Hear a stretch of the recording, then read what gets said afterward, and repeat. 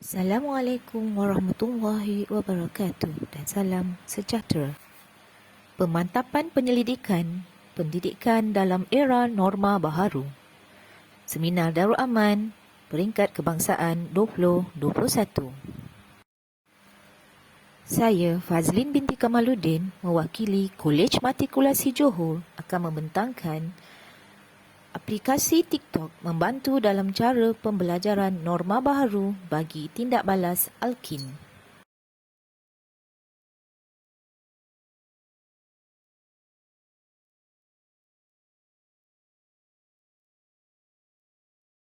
Latar belakang masalah, pelajar inginkan kandungan yang interaktif yang mana mereka boleh turut terlibat dan tidak mahu pengajaran sehala sahaja.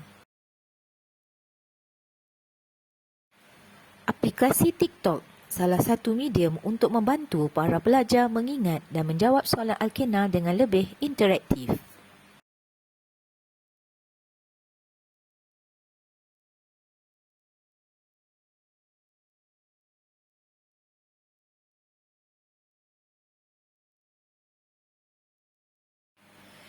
Objektif kajian. Objektif umum di mana aplikasi video pendek TikTok dilihat dapat menarik minat para pelajar mendekati pembelajaran kimia organik kerana mudah diakses. Objektif khusus pula, TikTok membantu dalam cara pembelajaran norma baharu sebab mudah dicapai di mana ianya boleh diakses sepanjang masa. Dan TikTok juga membantu para pelajar lebih mengingati penyediaan dan tindak balas dalam Alkin.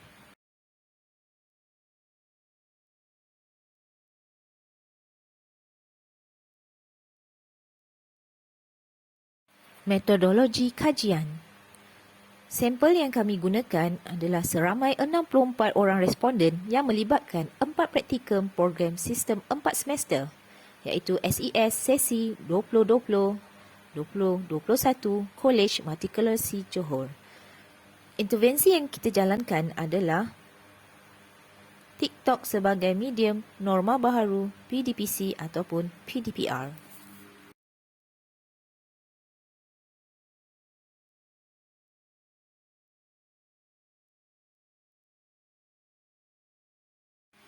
Pelaksanaan kajian.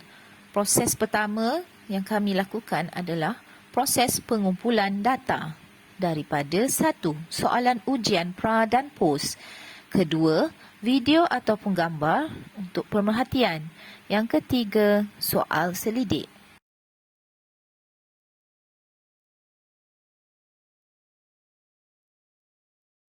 Proses kedua ialah proses intervensi dijalankan.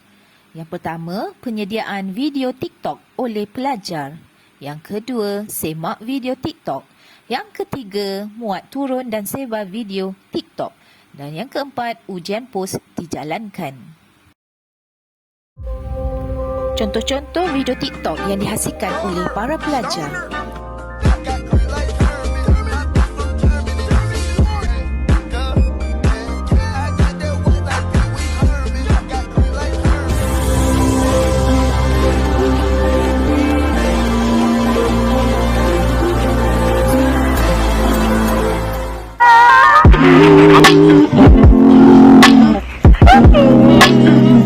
There are 6 reactions of alkenes, but in this video we're going to turn hydrogen into a molecule.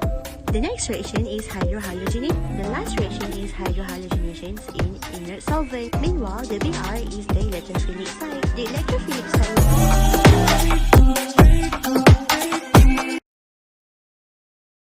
Proses yang ketiga adalah proses analisis data. Pemerhatian, ujian pra dan pos serta soal selidik selepas aplikasi TikTok dijalankan adalah menggunakan Excel. Semua data yang dikumpul akan disimpan dalam bentuk Excel. Dapatan kajian, analisis pemerhatian. Tinjauan awal dilakukan dengan pemerhatian tingkah laku semasa proses pengajaran dan pembelajaran dijalankan. Dengan menganalisis jawapan latihan tutorial yang diberikan kepada pelajar. Berdasarkan pemerhatian yang dibuat, didapati sebilangan pelajar masih keliru dengan tindak balas Alkin. Analisis temu bual pula dijalankan ke atas 8 orang pelajar. Sesi temu bual ini dilakukan secara lisan dan tidak formal bagi mendapatkan punca masalah ini. Dapatan kajian daripada ujian pra dan POS. Peratus ujian pra yang dijalankan menunjukkan kelemahan pelajar menguasai konsep abstrak dalam tindak balas alkin.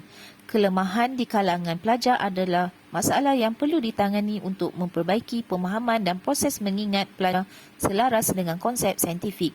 Berdasarkan keputusan analisis ujian POS, didapati penggunaan aplikasi TikTok sebagai kaedah mengatasi kelemahan pelajar memberi impak yang cukup baik dalam proses tindak balas alkin. Didapati penggunaan elemen-elemen multimedia yang dihasilkan oleh video pendek tersebut dapat menarik minat pelajar supaya pembelajaran tidak membosankan dan dapat memperkasakan pelajar melalui pembelajaran digital kerana kaedah ini berjaya membantu pelajar belajar sendiri ataupun akses kendiri.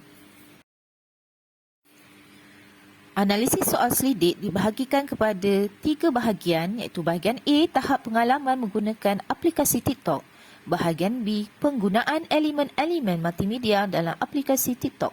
Bahagian C, penggunaan komponen interaktif dalam aplikasi TikTok. Aplikasi TikTok merupakan salah satu pilihan platform yang ada untuk pembelajaran dalam talian atau secara maya.